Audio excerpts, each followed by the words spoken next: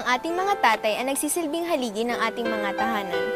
Di man nila na ipakita sa atin ang kanilang malalalim na emosyon, bakas pa din sa kanilang mga sakripisyo ang kanilang pagmamahal at pag-aaruga sa atin. Narito tayo para sa isang Father's Day special ng episode na MMK. Ating matutunghayan ang iba't ibang kwento ng mga super dads na piniling mangibang bansa upang maitaguyod ang kanilang mga pamilya. Tunghayan natin ang kwento ni Antonio Soliman sa kanilang mga karanasan bilang mga OFW. Ako si Antonio Soliman. Mahigit 29 na taon na ako nagtatrabaho dito sa Oman bilang isang inhinyero.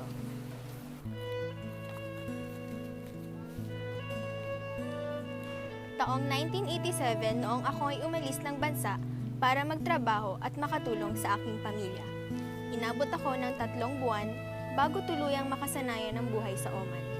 Sa una ay mahirap dahil sa iba ang lengguwahe at kultura ng mga tao sa Oman. Pero dahil siguro sa mga pinag-aralan noong kolehiyo, ang pakikisalamuha sa ibang lahi ay naging madali, lalo na't multiracial ang nasa Middle East. Kumbaga, East and West ang kanilang kultura.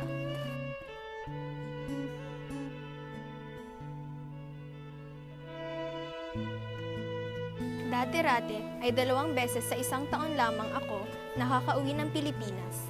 Ngunit sa awa ng Diyos, pagkalampas ng 20 taon ay pinayagan na ako umuwi ng 3 beses kada taon. Dahil ako ay may pamilya na, hindi naging madali ang aking buhay sa Oman.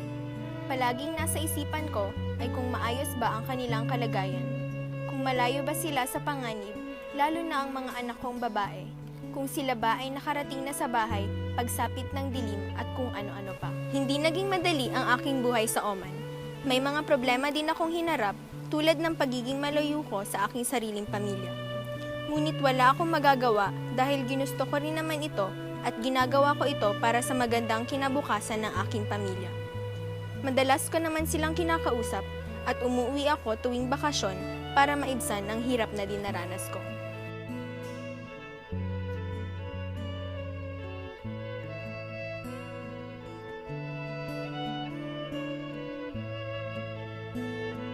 Naisipan kong dalhin ang aking pamilya sa Oman para doon na kami mamuhay at hindi na ako malayo sa kanila.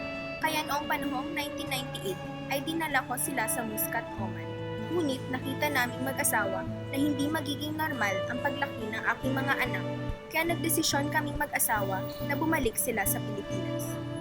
Noong taong 2008 naman ay bumalik sila sa Oman para magbakasyon at ako naman ang kanilang binisita.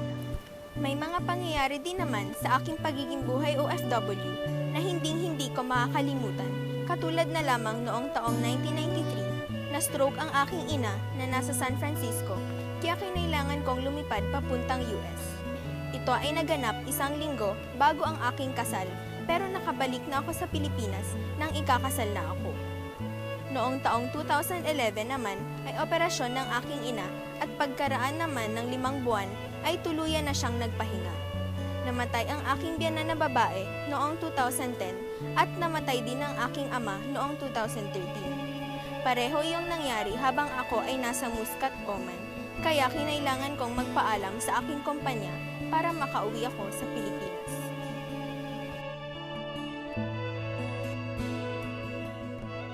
Kilala ang mga bansa sa Middle East bilang isang war zone. Ang Philippine Embassy ay may mga contingency plans kung magkakaroon ng gulo at karamihan ng mga OFWs ay hawak nila ang kanilang pasaporte, kagaya ko, kaya mas madaling lumikas kung merong gulo. Matagal na rin akong nagtatrabaho at dumadaan din sa isip ko kung kailan ako titigil. Napag-usapan namin mag-asawa na aking pagtigil ng pagiging OFW sa 2018. Ito ang taon na 2 sa aming mga anak ay magtatapos sa kolehiyo at ang bunso ko na si Aliza na lamang ang nasa kolehiyo. Mga anak, alam niyo naman kung bakit sa malayo ako nagtatrabaho. Ito ay para sa inyong kinabukasan. Kaya onting tiis na lamang at magsasama-sama na tayo. Palagi niyong tatandaan na mahal ko kayo.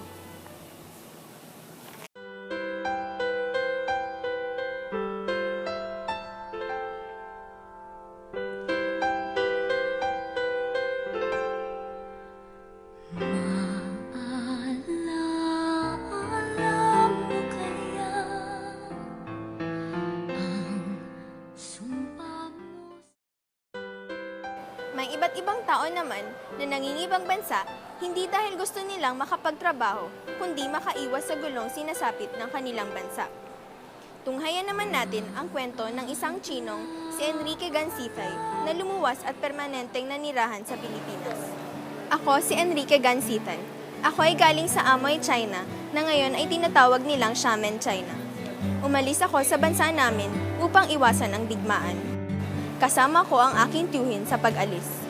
Lumakbay kami sa dagat at kami nakarating sa Pilipinas. Dala-dala ang baul ng pera na maaari naming gamitin sa aming paninirahan sa Pilipinas. Naiwan ko sa China ang aking pamilya dahil mayroon akong asawa at mga anak doon.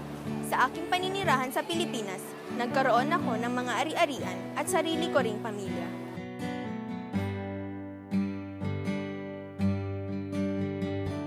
Nagkaroon ako ng tahimik at magandang buhay sa Pilipinas. Paminsan-minsay, nakakatanggap ako ng mga liham galing sa aking pamilya sa China.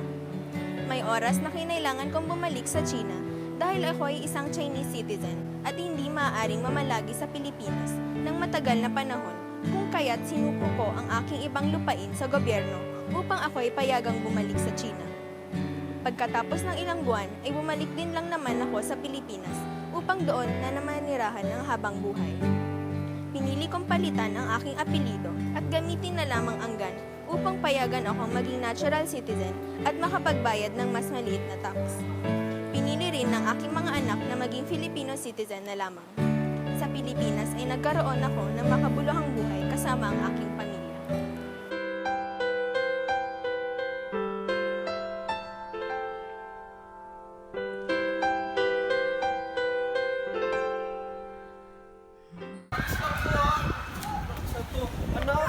I got these fresh eyes, never seen you before like this. My God, you're beautiful.